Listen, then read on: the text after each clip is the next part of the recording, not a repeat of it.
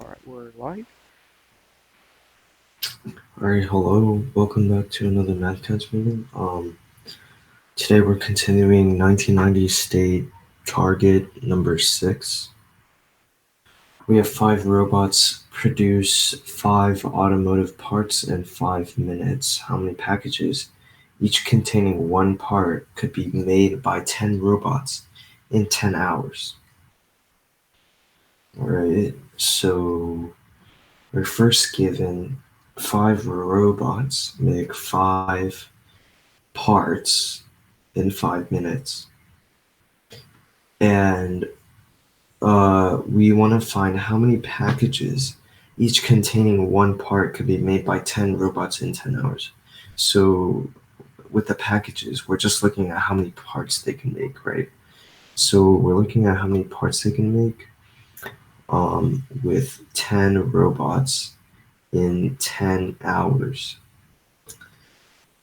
Alright, so this was like a problem we did yesterday, where we had like constant proportionality stuff. So, if we denote the number of robots working as R and the time they take as T, we can make an equation K times R times T equals, and let's say, I don't know, X is the number of parts they produce. So we can say K times R times T equals X, because we know that the time the robots have to make the parts has to be proportional to the parts that they make, and the number of robots that work in that time is also going to be proportional. And so we also have to have a proportionality constant K, and then we can just use these numbers and plug it in here. So we can use this first set of numbers to solve for K, which we'll do. So R in this case is 5, or everything is 5 in this case. Oh, okay, wait, actually, this is in minutes. I'll keep everything in minutes, and I'll convert this to minutes as well. So there's 60 minutes in an hour. So just multiply 10 hours by 60. We'll get 600 minutes for this. All right.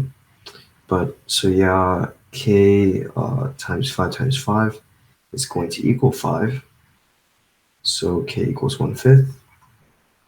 And then we can use the equation again to solve for the number of parts that they make in this part, which would be X. So K was 1/5. Number of robots is 10, and they do 600 minutes. And we want to find X. And so cancel out 5 with 10 to have 2. 2 times 600 is 1,200. Yeah, you can also do the like ratio thing, like multiplying to 1 or whatever, like what I said yesterday. But this way is just more straightforward. But I guess something to note is that you have to make sure all of your units are the same, or else it'll mess stuff up. Anything you want to say, Bill? No. Actually, yes. So, Austin's way is like a systematic way to do this. Like, it will work every time, but something you can do is that you can simply find 10 hours is 120 times 5 minutes, and 10 robots is 2 times 5 robots. So, you multiply 5 by 240, and that's 1,200. Yeah, but I mean, this way is also pretty fast. I mean, like Yes. if you write everything out, it's pretty slow. But Yeah, this way, what? yeah, I mean, a lot of this you can just do in your head. So yeah. Yeah. All right. Okay, number 7. How many three-digit numbers can be written using no zeros and at least one 7? Okay, interesting. So we're looking at three-digit numbers. We're gonna have 3 digits, and so no zeros are going to be in here. So that means each digit spot can be from the set 1, 2, 3 all the way to 9.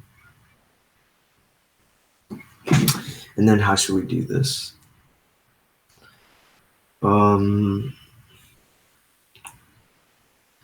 So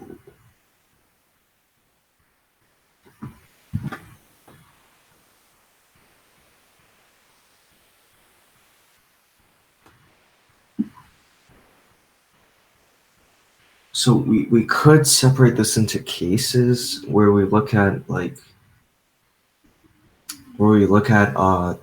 three sevens, two sevens, and one seven. Uh,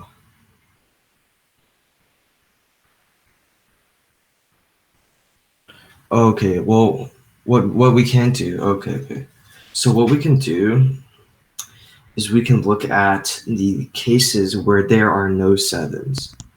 So if we are you going to say something? Yeah, I was just about to suggest that we just look at the cases where there are no sevens. So yes. Okay, yeah. So you can look at the cases where there are no sevens and subtract that by the total number of cases, and that will obviously give you the cases that have a seven, like have at least one seven, right? So okay. So what we're gonna do is we're gonna do total cases minus cases with no seven, and that will give us cases with at least one seven. And so let's just find total cases first. Okay, let's use this diagram to find total cases. So, um, oh, okay, sorry. I mean like total cases with no restrictions. Um, yeah, so like if you have total cases of this with no restrictions, and then you minus the cases with no sevens, then it will give you the cases that have at least one seven. So the with no restrictions is like everything like without the at least one seven.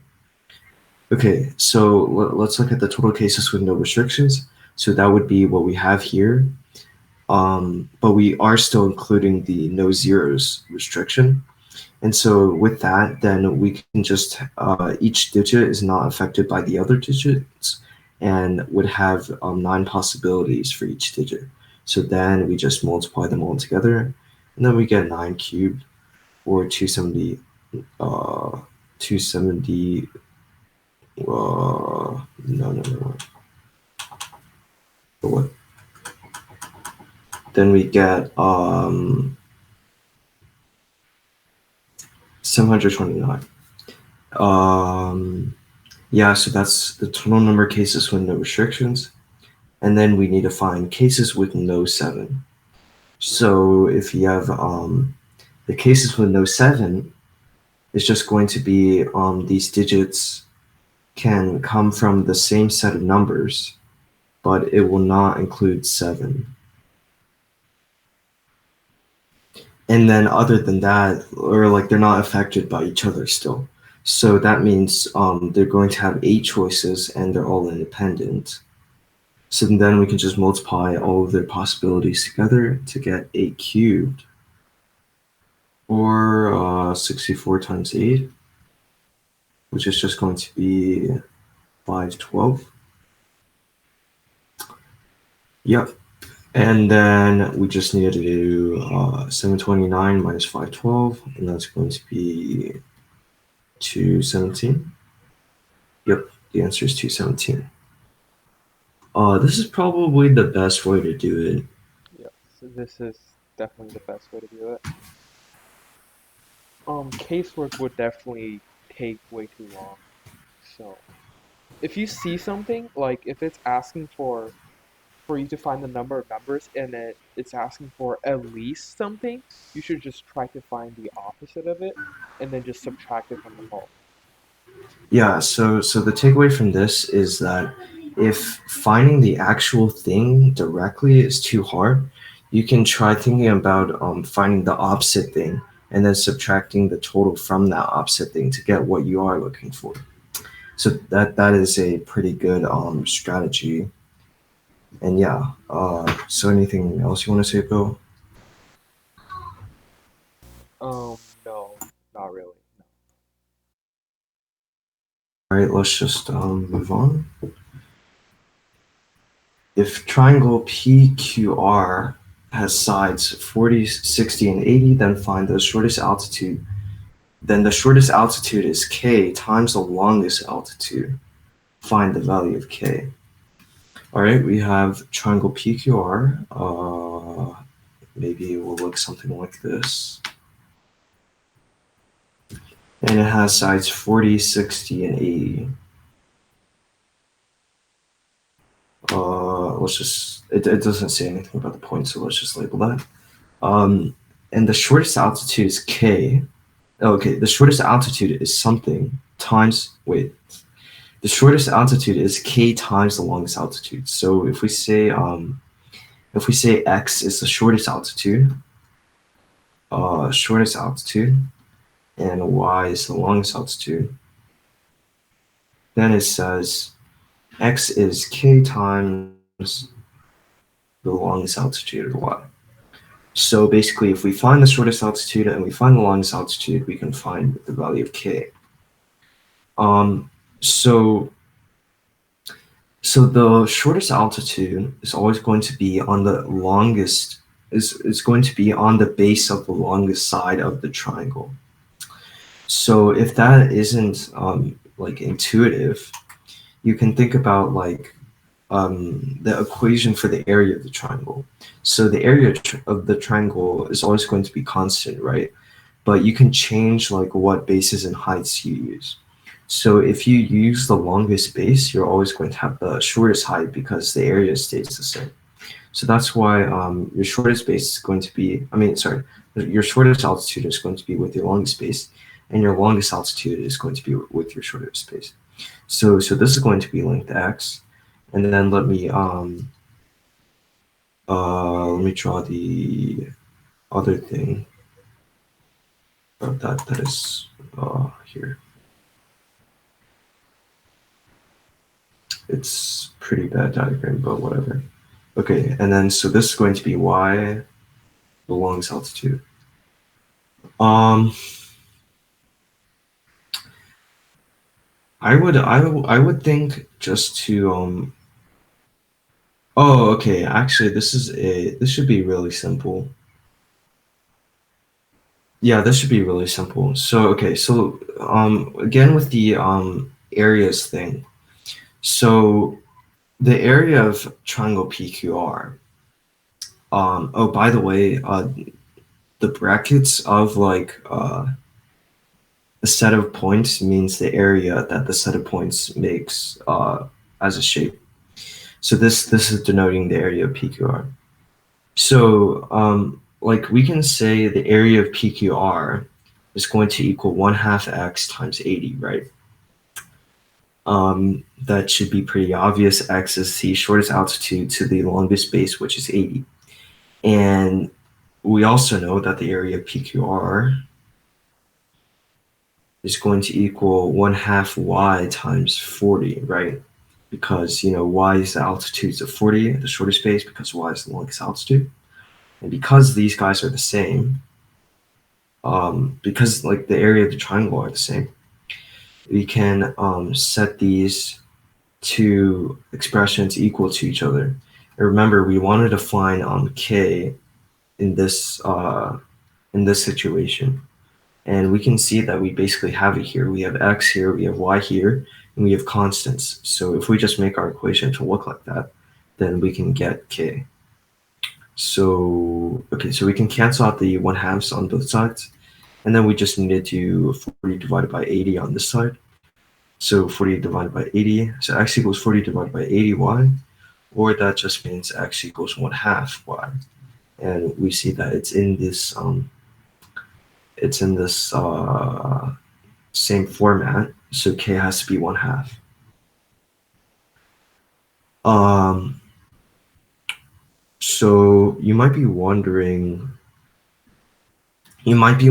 like how I figured out to do that. Like it might seem a bit arbitrary to you. But if you're finding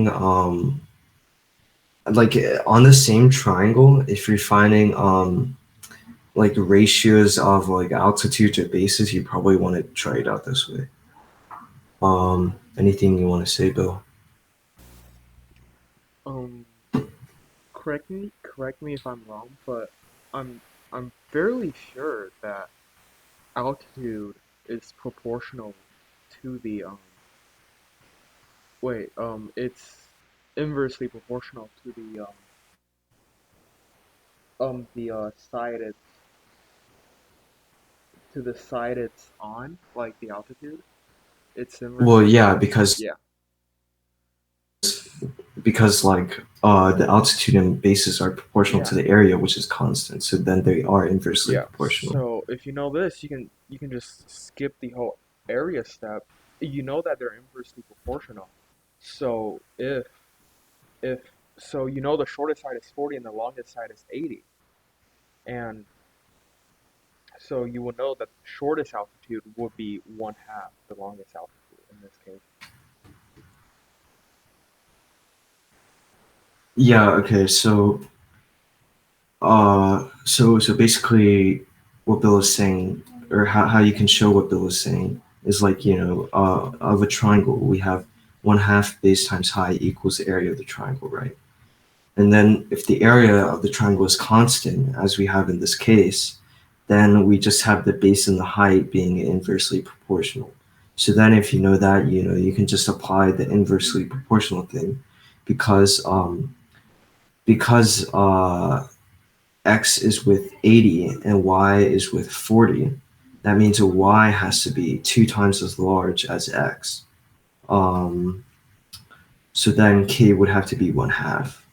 But you should realize that the inversely proportional thing comes from the triangle having the same area. If the triangle changes in some way to where it doesn't have the same area, you can't do that. All right, anything else? No. All right, that's all of our target problems. Now let's move on to team.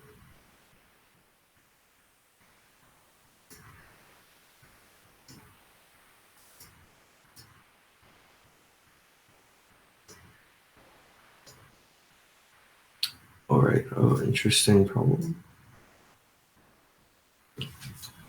All right, we want to find the numerical value of x sub 8, I think. That's what it's saying. If x sub 0 is 1 to the 0, x sub 1 is 2 to the 0 plus 1, x sub 2 is 4 to the 0 plus. Okay, wait. Can I, here.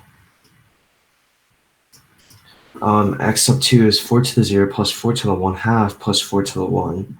And then x sub 3 is 8 to the 0 plus 8 to the 1/3 plus 8 to the 2/3 plus 8 to the 1, and so on. Okay. Uh, Seems a little bit weird at first. Okay, so let's first figure out what the pattern is. So we can see that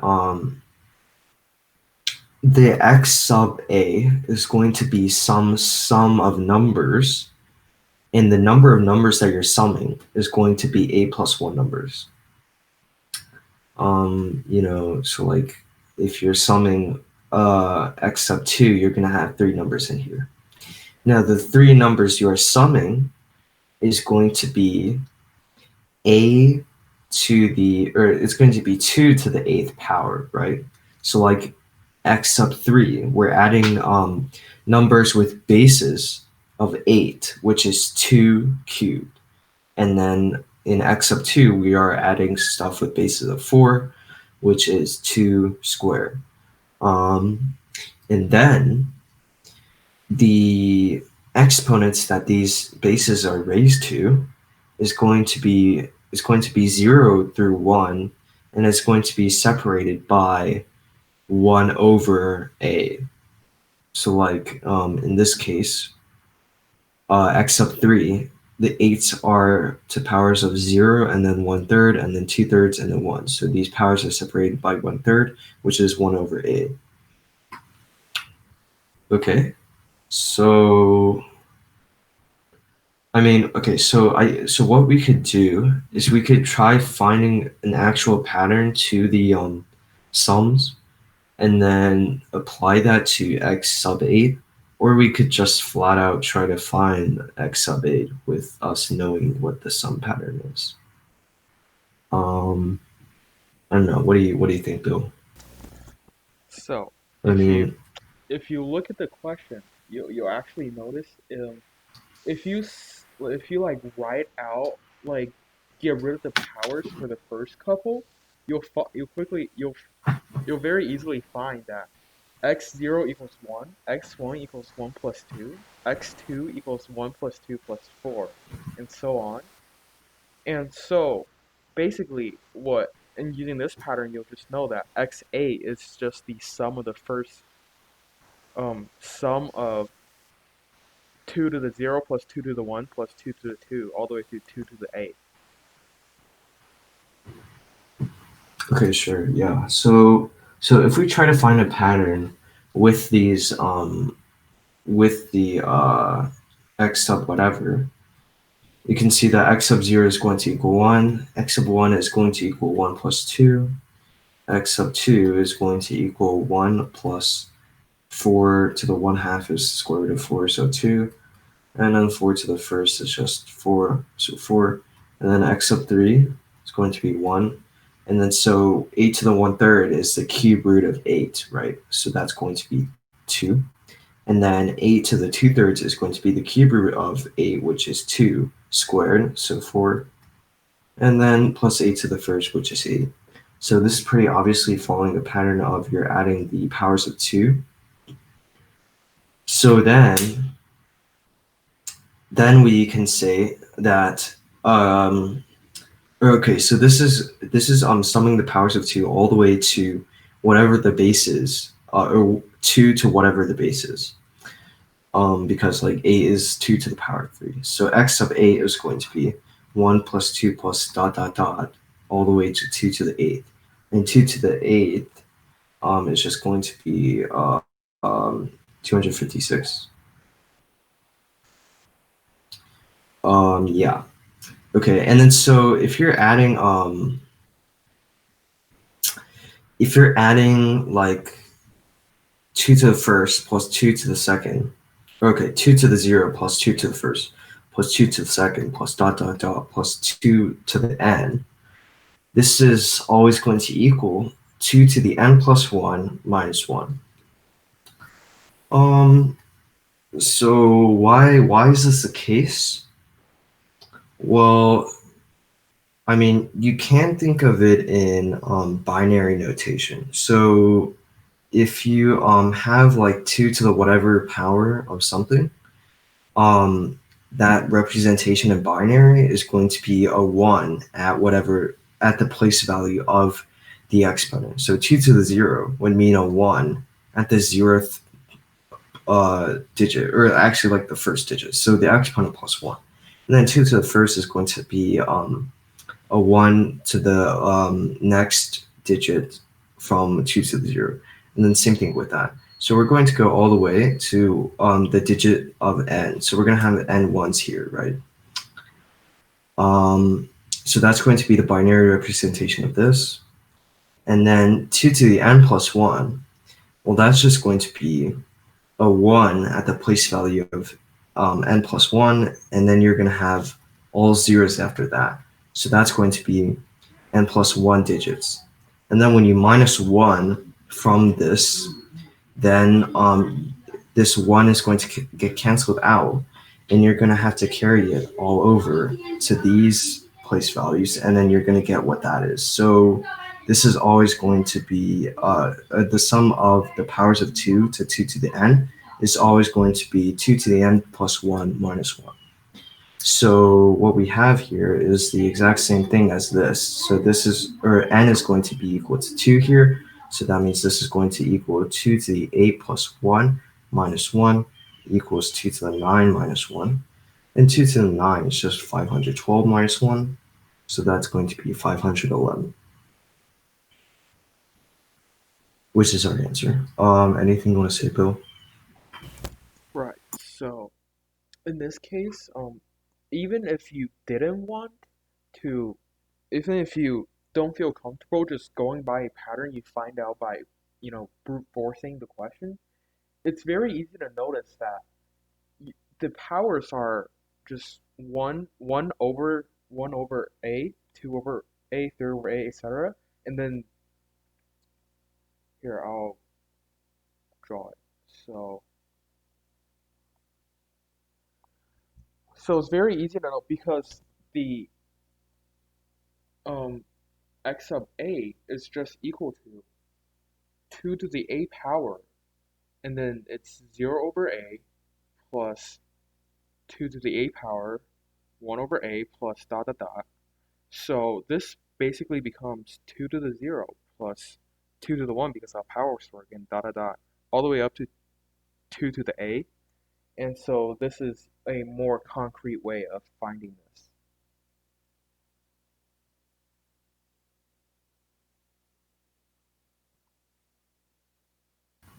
Yeah, all right. So let's just move on. All right. So, okay, we have number 2, find the smallest positive integer that has 2 as a remainder when divided by 3, 4, 5, 6, 7, and 8. Okay, like we said in our last meeting, this dividing by something and getting a remainder of something, there's a special function for that called modulus. The denotation is the percentage sign. So that if you have like 13 modulus 3, it's going to be 13. It's going to be the remainder of 13 when 13 is divided by 3 or is 1, because 12 is a multiple of 3 and 13 is 1 more than 12. So this, when divided by stuff and having a remainder, is just the modulus function. So if we say our number is x, then we can write this, what it's saying, as x modulus 3 equals 2, x modulus 4 equals 2, and so on, to x modulus 8 equals 2. So how are we going to do this? So if you think about it, so like the remainder thing, it's like if you have the remainder and the number that is taking the modulus, the this value right here is going to be some multiple of this digit or number taking the modulus. I should figure out what this is called, but it's going to be a multiple of this number that is taking the modulus plus whatever whatever the modulus equals. So like each of these, so like in this case, this is saying that x is 2 more than a multiple of 3. And it's going to say the same thing with all of them. So what we can do is we can find the least common multiple of all of these numbers, and then add it by 2, because x has to be more than a multiple of all of these. If x is 2 more than a multiple of all of these, and we want x to be the smallest that it can be, then we are finding the least common multiple of these numbers and then adding it by 2 to find x. Bill, do you think there's like any other way to do it, or do you think this? I think What? this is definitely gonna be the best way to do this. Just basically noticing that if 2 is a remainder when divided by 3, 4, 5, 6, 7, 8, if you take 2 away from the number, then that number will be divisible, will have a remainder of 0 when you divide it by 3, 4, 5, 6, and 8. So you're just trying to find the smallest number that is divisible by 3, 4, 5, 6, 7, and 8, and then adding 2 to it. Yeah. Yeah, so let's go ahead and do that. We're finding the least common multiple of those numbers right there, 3, 4, 5, 6, 7, 8. We've said this many times in our other meetings of how to find the least common multiple, but so you're going to prime factorize all of the digits, which I'll do quickly here. You guys should know how to prime factorize by now. And to find the least common multiple, you want to get the highest power of the primes that you find in these numbers. So we have highest power 2 is 2 cubed, highest power 3 is 3, highest power 5 is 5, highest power of 7 is 7. So our least common multiple is going to be these.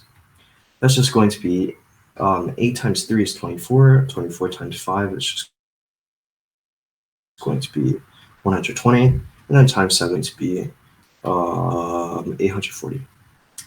So this is the least common multiple.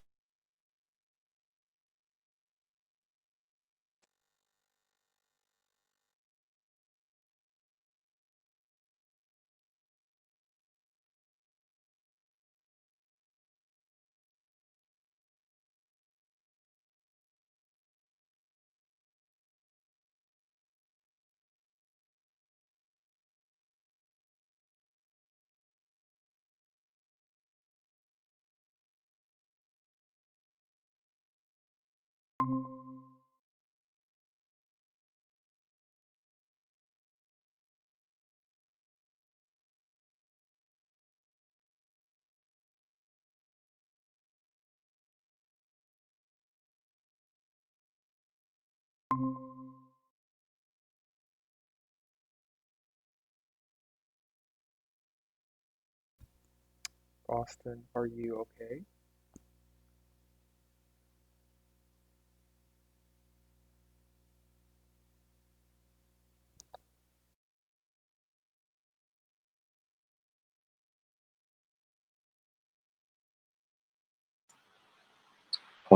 Bill, can you hear me? Yes. Hello? Yes, I can hear you. Uh, Okay, you can start that? all right. Nothing else you wanted to say about this, right? Yeah, no. All right. And did you explain to them that I had a problem? Yeah, so if you didn't know, Austin was having problems with his computer, that's why we had to, yeah, that's why we jumped a bit, because Austin Yeah. was having troubles with his computer. All right. This is a pretty long problem. Okay, I'll just keep it like this. Okay. A telephone line 100 feet long is related to a coordinate system as shown. The bird lands at C13, a second bird lands at D83, and a third bird lands at E47. After this, birds must observe the right of free space of birds already on the line. An approaching bird must land at the midpoint of the longest segment available. If two segments are of equal length, the bird must select the one to the left. What is the coordinate of the point where the sixth bird must land? Okay. Um. Uh. Fun problem, I guess. So. So basically, we have a number line that is the least straight line I've ever seen in my life. So. And it ranges from 0 to 100. And we have three birds already on the line. So one at 13, I'll draw a dot to signify the bird, and one at 47, so near the center, and one at 83.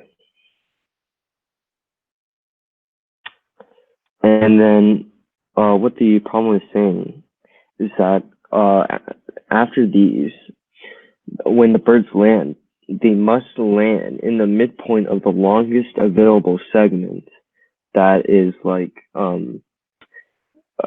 segment where it has endpoints of birds or endpoints of bird and like n. So, and it wants us to find the coordinate of the sixth bird. So I mean the only way I can see to do this is to just like brute force it, right?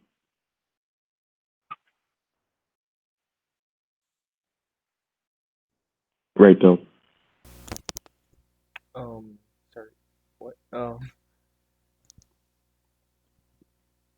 Did you hear me? So I was asking, or I was saying that I think brute force would be like the only way to do this. Yeah, so, yeah, Yeah. So okay. so let's just I'll brute brute force force it. it It first. shouldn't be that hard anyway. So what we should do first is find the lengths of the segments because um yeah, it lands on the longest segments. So we want to find the length of the segments. Um so the length of this segment is going to be 47 minus 13 or 4. And the length of the segment is going to be 83 minus 47, or 36. All right, so this segment is going to be the longest segment first. So we're going to place our fourth bird right here in the middle of this line. So because this line is 36 long, that means once we split this line, because this has to be at the midpoint, the lengths of these lines are going to be 18 long. And where is this going to be? Well, it's just going to be 18 ahead of 47. So you just add 18 and 47, which would be 65.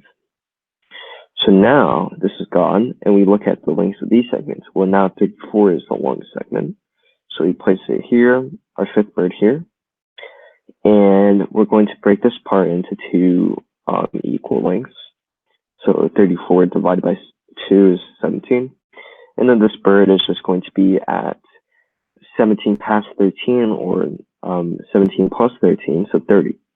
Now we look at these. 18 is the longest one. And it said that, we have two 18s.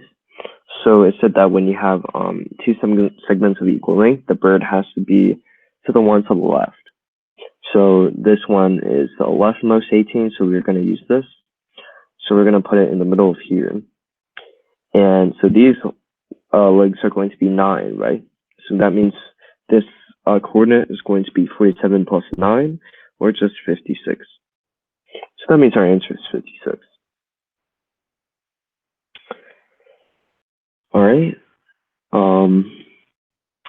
Next we have, given triangle ABC as shown, one of the 5 segments, A, B, B, C, C, D, D, A, or BC, or BD, is selected at random. A second segment is selected from the remaining 4. What is the probability, expressed as a fraction, that the segments picked in order have lengths in the ratio 3 to 4? All right, so we have that triangle thing, and we have 5 segments that we are choosing from. So AB, I'm going to go ahead and write out their lengths.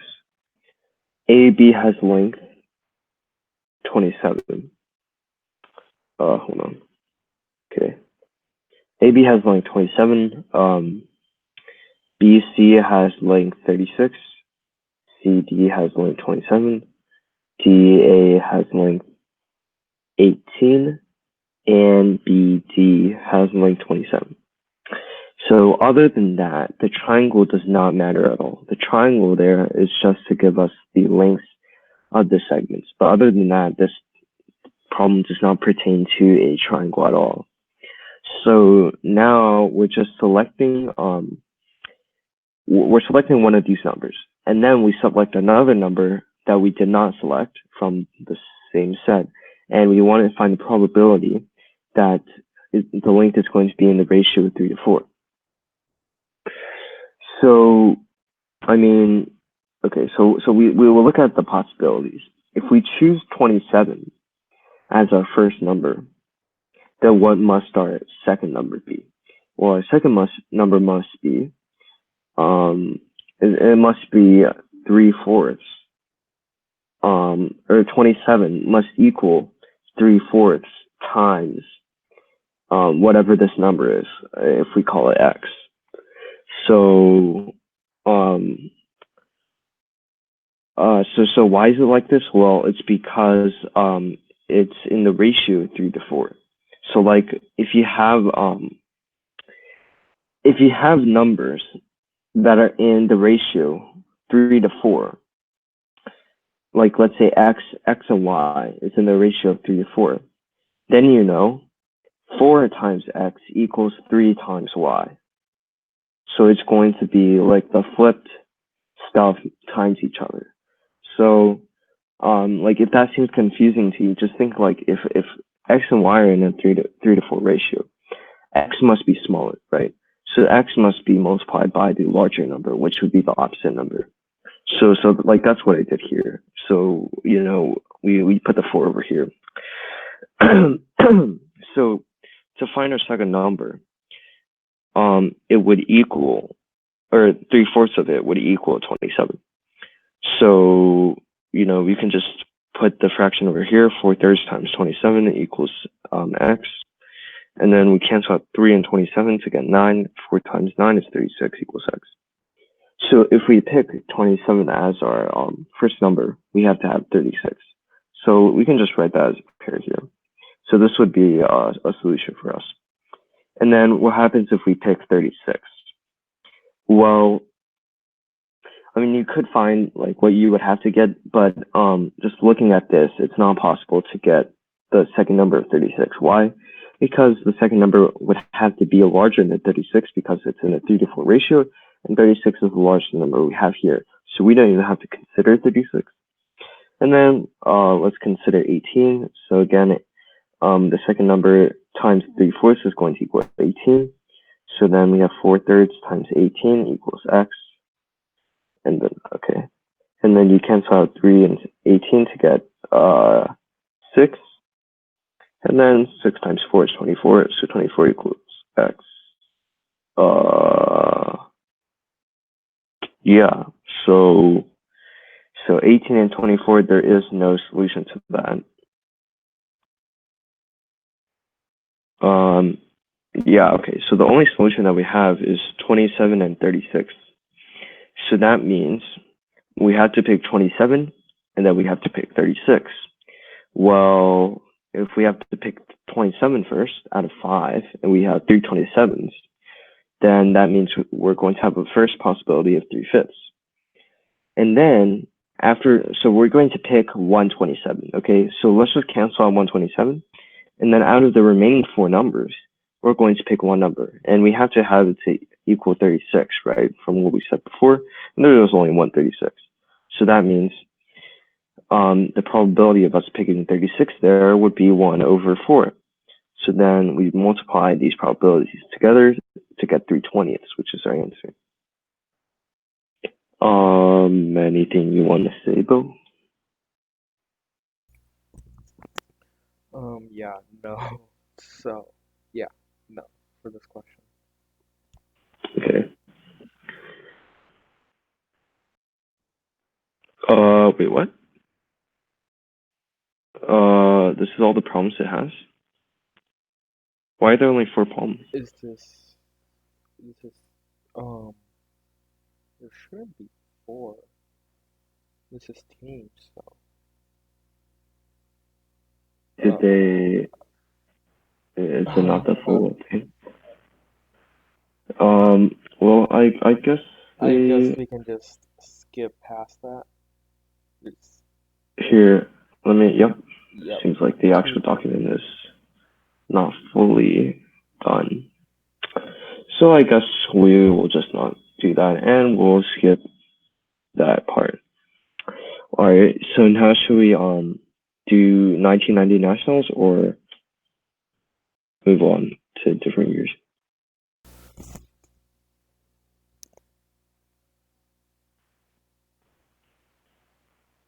Let's do nationals. How about that? All right, let's spice things up with some nationals problems. And you guys should let us know what problem sets you guys are most comfortable with or would like to see us work out, and then we will try to work out those. All right. So yeah, this is 1990 nationals problems. Okay, so we're starting with sprint. Hold on. Get this. All right. Find the coefficient of the a squared b squared term in the product of a plus b squared times a minus b squared. So that should not be very hard. You just expand and then you look at your a squared b squared term and then you find the coefficient of that. So if we expand a plus b squared, or actually, so there's a better way to do it than just squaring a plus b and then squaring a minus b. Why? Because if you square a plus b, you're going to get a squared plus 2ab plus b squared.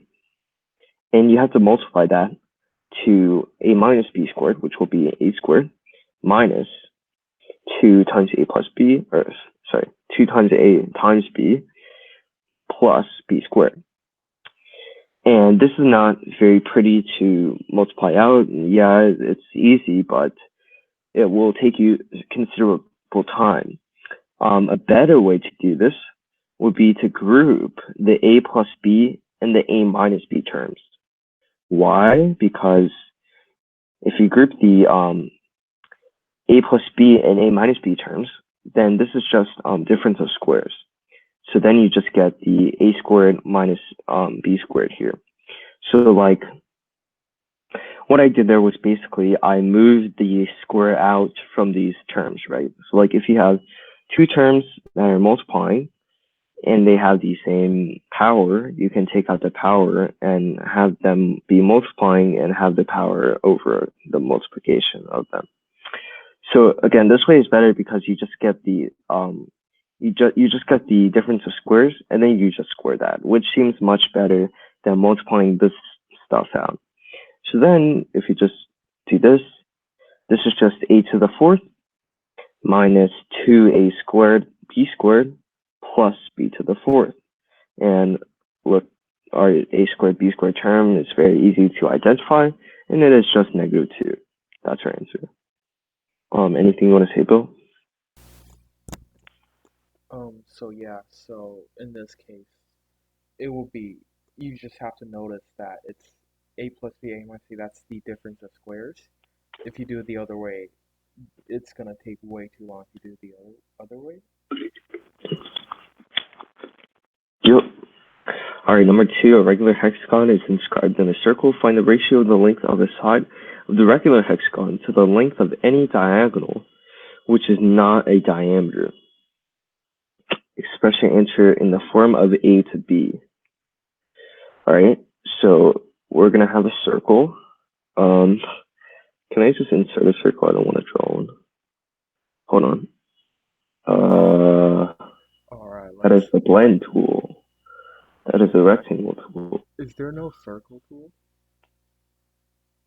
Are you? Is there? No, I don't know. Actually, hang on. Go into draw Shaper tool. Oh shoot. Nope. Try. Click on the draw rectangle and see if you can. I don't know if there's like a. Boom. Oh. I'm a genius. Okay, you're too good. All right. Polygon tool. So, how are you gonna do this? Oh, that's pretty nice. Okay, let's just drag this here, and then let's just make it like that. Oh, it's a little bit too small. Can I move it?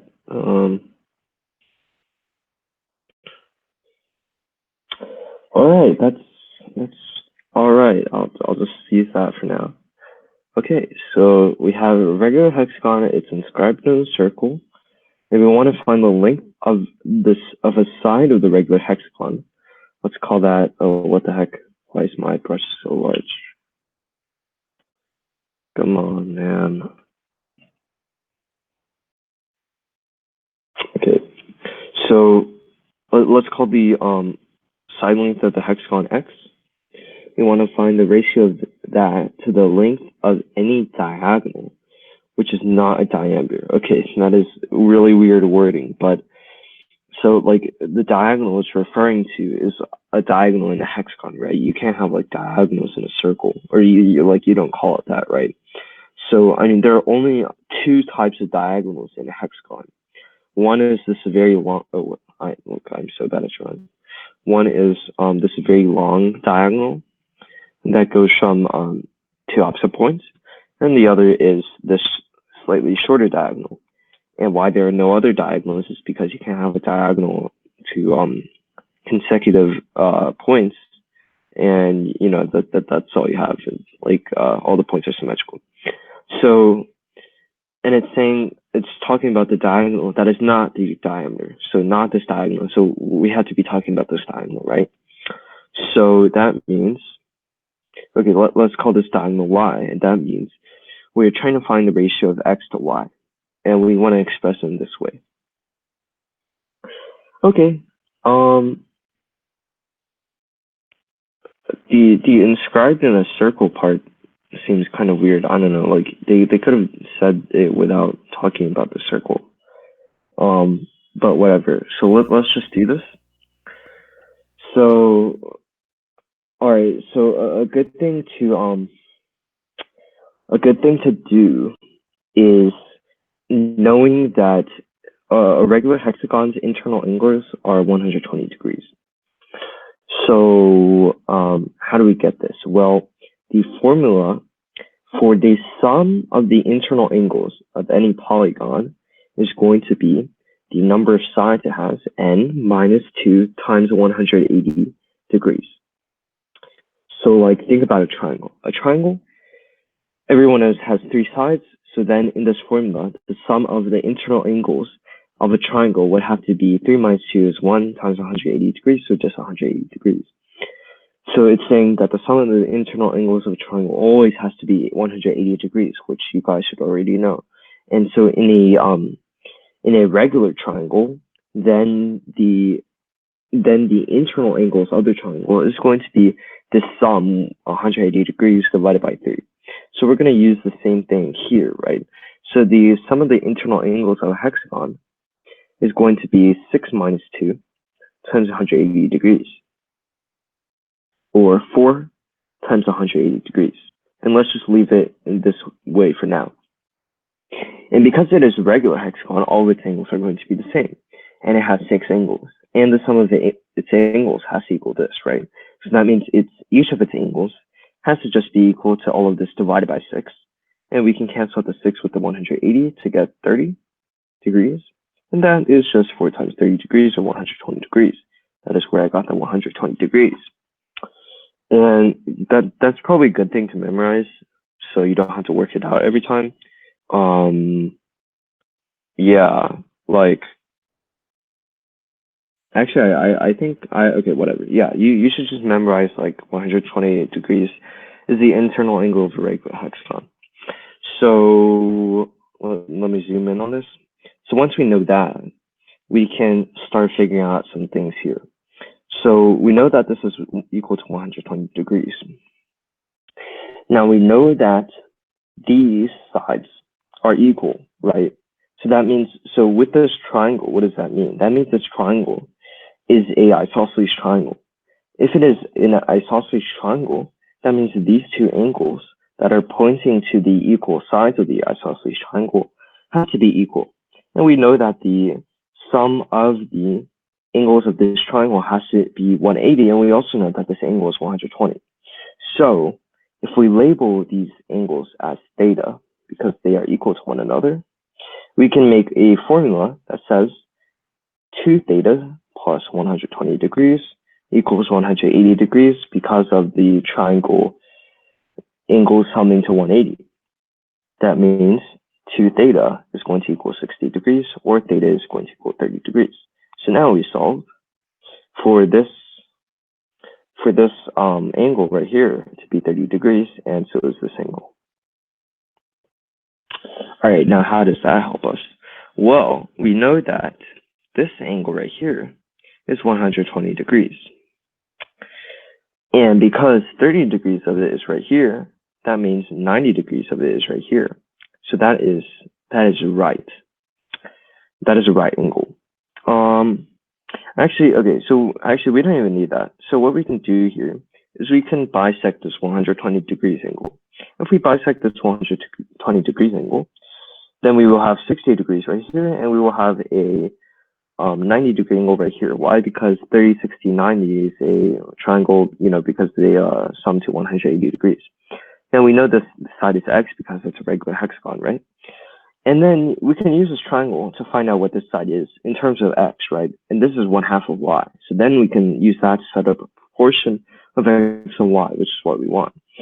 So this is a 30, 60 90 triangle, right? And x is the hypotenuse. If x is the hypotenuse, that means the 30-degree side is going to be half of the hypotenuse, or x over 2. And the 60-degree side is going to be root 3 times root 3 over 2 times the hypotenuse, x. And then, so this is root 3 over 2. So, and this also has to be root 3 over 2 by symmetry, or root 3 over 2x by symmetry. And so that means y is equal to 2 times root 3 over 2x, or just root 3 times x. And if y is equal to root 3 times x, that means the x to y ratio is going to be 1 to root 3, if I'm not mistaken. Yes, it is. So like I said, if you have like the proportion here, this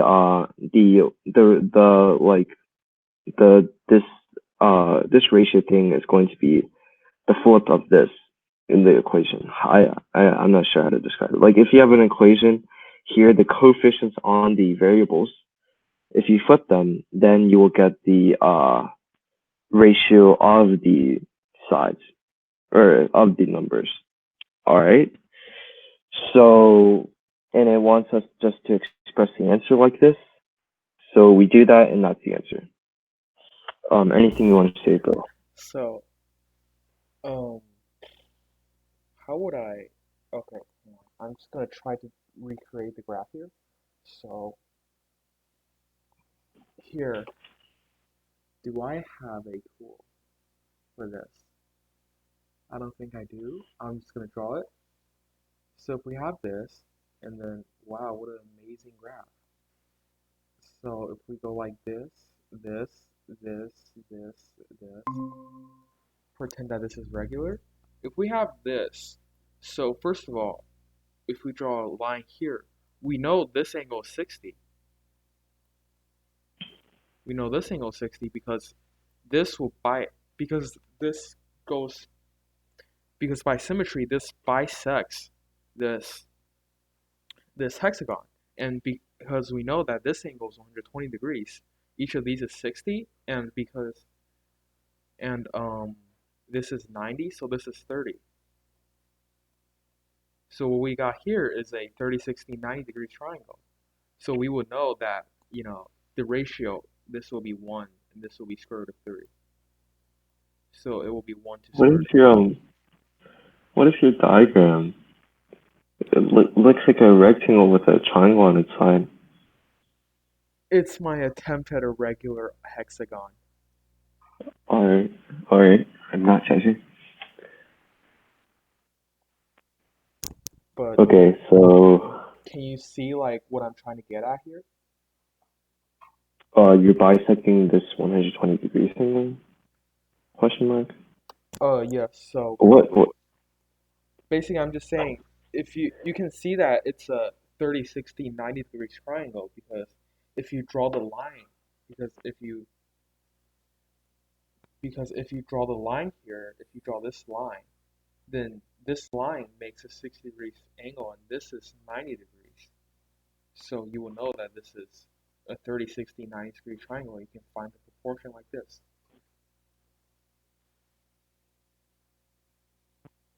Um, I don't understand your diagram. Okay, so you're saying like draw a line here, right? So that's 60 degrees. Is that what you're saying? Yes. And then what's the other No, line? like the other This is angle. the Like, other line? just take one of the triangles. Just take one of the triangles. Wait, So, what one of the triangles? wait, if you have it like this, look, the the angle like next to x, the other angle on x. This angle? No, No. the other one in the triangle.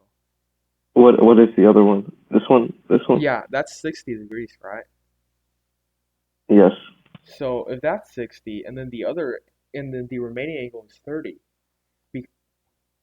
So you know that this is a 30, 60, 90 degree triangle. Okay, yeah. You could do like that. I mean, like there are lots of ways to do this. Yeah. So this is just like a Yeah. Okay. Yeah. There are lots of ways to do this. So you can also do that. Yeah. So anything else you want to say? So yeah, if you're working with a regular hexagon, you just always be aware that like in a regular hexagon, you'll get a lot of easy angles to work with and like special angles like 60 degrees. So just watch out for those if you're working with a hexagon. Yeah. And like if you're doing stuff like this, you generally want to like try splitting things up and seeing if you can find stuff that can do stuff.